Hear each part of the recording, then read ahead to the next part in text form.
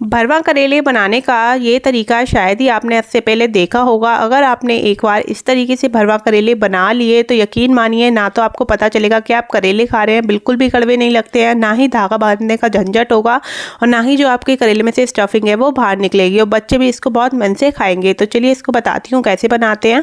तो यहाँ पर करेले बनाने के लिए मैंने यहाँ पर 500 ग्राम करेले लिए हैं, जिसको अच्छे साफ़ पानी से मैंने वॉश कर लिया है। अब यहाँ पर इसको बनाते हैं तो इसे साफ़ पानी से जब धोने के बाद अच्छे से सुखा लिया है, उसके बाद यहाँ पर जो इसका छिलका है वो उतारेंगे। तो इस तरीके से हम एक नाइफ़ लेंगे, उसकी मदद से हमें छिलके को इस तरीके से उतारना है। मतलब आपको इससे पील नहीं करना है, सिर्फ हल्का हल्का सा ऐसे हटाएंगे, जो कि इसका ऊपर ग्रीन पार्ट होता है वो हल्का सा हट जाए, क्योंकि ज़्यादा छिलका हमें इसमें नहीं हटाना है।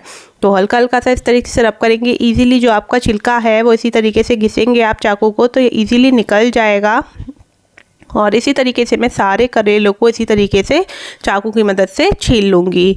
तो यहाँ पर मैंने सारे करेलों को छील लिया है। जो इसका छिलका है जो निकला है वो हम साइड में रख देते हैं, इसको हमें फेंकना नहीं है, इसका इस्तेमाल भी हम करेले बनाने में यहाँ पर करने वाले हैं। तो इसलिए मैंने इसको साइड में रख दिया है करके। उसके बाद यहाँ पर बीच में इस तरीके से कट लगाएंगे और जितने भी अंदर बीज होंगे वो यहाँ पर निकाल लेंगे। तो यहाँ पर क्योंकि हमें अंदर स्टफिंग करनी है, क्योंकि भरवा करेले हैं तो अंदर अच्छे से स्टफिंग हो जाए, तो उसके लिए यहाँ पर हमें बीज को निकालना पड़ेगा।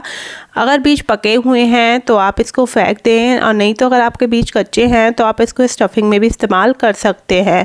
तो वो आपके ऊपर है, बट यहाँ पर मैं इस्तेमाल नहीं करने वाली हूँ। बस इस तरीके से सारे करेलों को हम बीच में से पार्ट करके सारे बीजों को निकाल लिया है। उसके बाद यहाँ पर हम लेंगे नमक और अच्छे से नमक डाल देंगे करेले को ऊपर, और फिर इस तरीके से अंदर और बाहर की तरफ अच्छे से रब करेंगे, जिससे जो करेला है वो अच्छे से हमारा कोट हो जाना चाहिए नमक के साथ। जो इसका कड़वापन है वो अगर आप इस तरीके से नमक लगाएंगे अंदर बाहर तो वो ईजिली चला जाएगा। तो इसी तरीके से अच्छे से अंदर रब करेंगे और फिर बाहर करेंगे।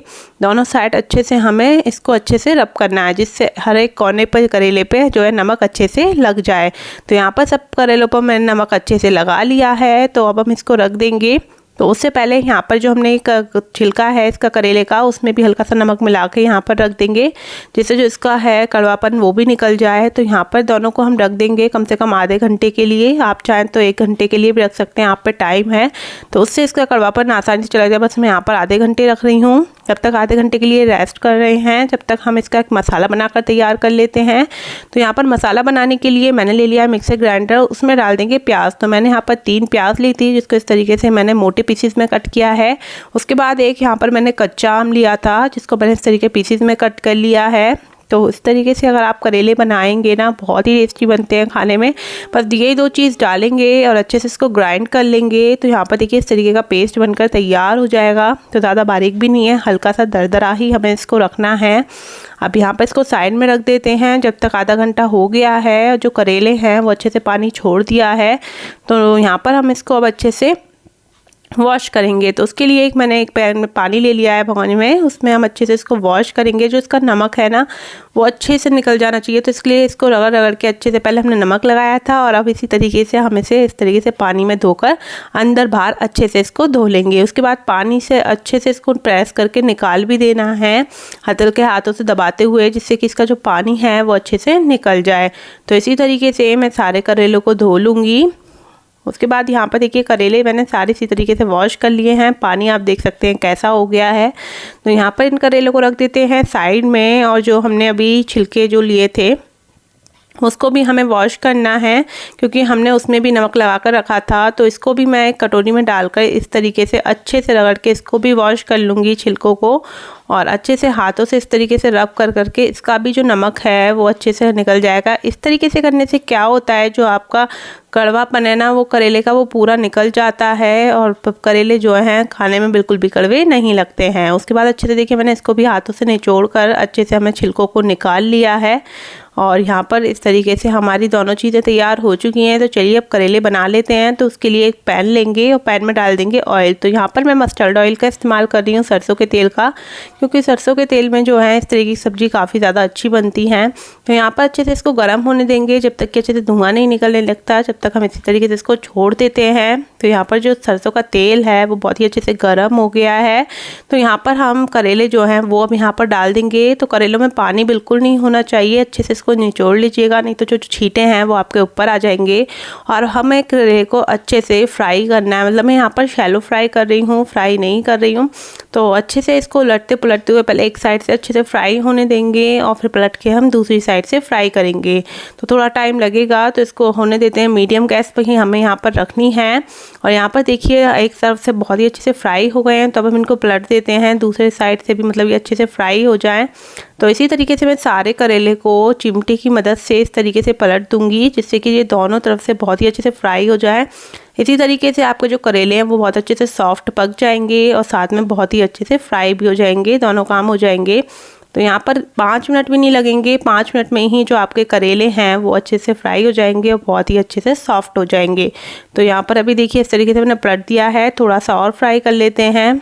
और जब ये अच्छा सा कलर आ जाएगा, तो यहाँ पर आपको दिख रहा होगा इनका कलर जो है बिल्कुल चेंज हो गया है, क्योंकि यहाँ पर ये बहुत ही अच्छे से फ्राई हो गए हैं और यहाँ पर अच्छे से सॉफ्ट भी हो गए हैं। तो करेले हमारे बिल्कुल तैयार हैं। तो अब हम इसको निकाल लेते हैं बाहर। तो यहाँ पर बस एक बार इस तरीके से करेंगे और अब हम इसको बाहर निकाल लेंगे। तो ऑयल अच्छे से, मतलब थोड़ा सा इस तरीके से प्रेस करते हुए, जिससे जो ऑयल है वो अच्छे से निकल जाए, इस तरीके से हमें निकाल लेना है। इस तरीके से अगर आप करेले बनाएंगे ना, तो ज़्यादा ना तो ऑयली बनते हैं, कि मतलब बहुत ज़्यादा ऑयल की ज़रूरत होती है, और साथ में ही जो मसाला है इससे खाने में बिल्कुल भी निकलता भी नहीं है और बहुत ही अच्छे से फ्राई भी हो जाते हैं। तो यहाँ पर हम डाल देंगे थोड़ा सा उसी ऑयल में, थोड़ा सा मैंने निकाल दिया था, थोड़ा ही ऑयल रखा है। उसके बाद उसमें जीरा डाल देंगे और जीरे के बाद ये जो मसाला हमने बनाकर तैयार किया है प्याज और कच्चे आम का, वो यहाँ पर डाल देंगे और अच्छे से अब हम इसको चलाएंगे, अच्छे से मिक्स कर देंगे।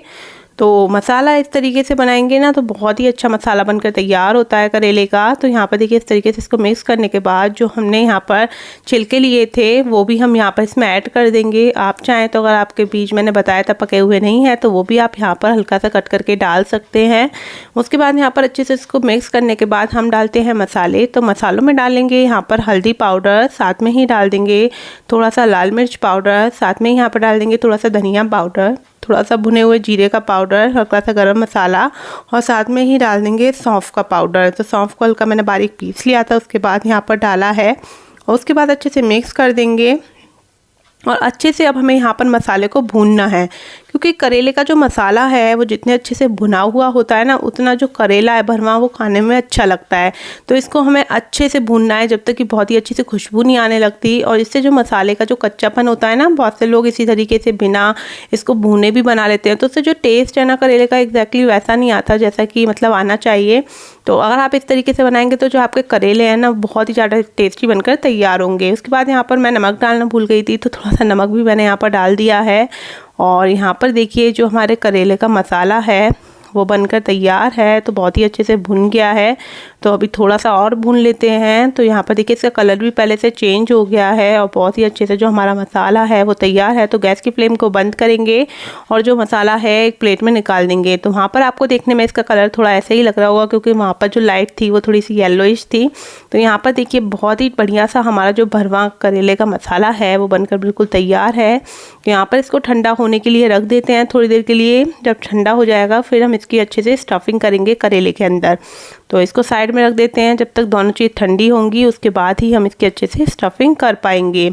तो करेला भी तैयार है और वो जो हमने करेले फ्राई करके रखे थे वो भी तैयार हैं। तो अब यहाँ पर देखो दोबारा हमें करेले को नहीं पकाना है, ना ही कुक करना है।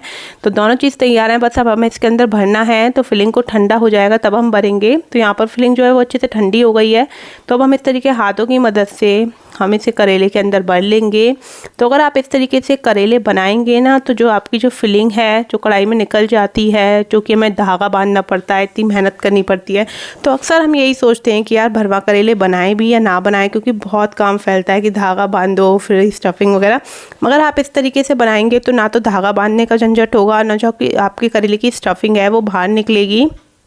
तो यहाँ पर देखिए इस तरीके से मसाला फिल कर लेंगे, क्योंकि यहाँ पर दोनों चीज़ें हमने पहले फ्राई कर ली थी। मसाला भी, तो वो भी मसाला भी बिल्कुल कच्चा नहीं है, वो भी अच्छे से फ्राई किया हुआ है। साथ में करेले फ्राई किए हुए एकदम सॉफ्ट हैं, तो हमें पकाने की ज़रूरत नहीं है। यहाँ पर जो आपके भरवा करेले हैं वो बनकर बिल्कुल तैयार हैं। तो मेरे कहने पर एक बार इस तरीके से भरवा करेले बनाकर ज़रूर देखें, आपको बहुत ही पसंद आएंगे। तो एक मैं तोड़कर दिखा देती हूँ, कभी आप सोच रहे हो कि अच्छे से कुक हुए भी है नहीं हुए हैं।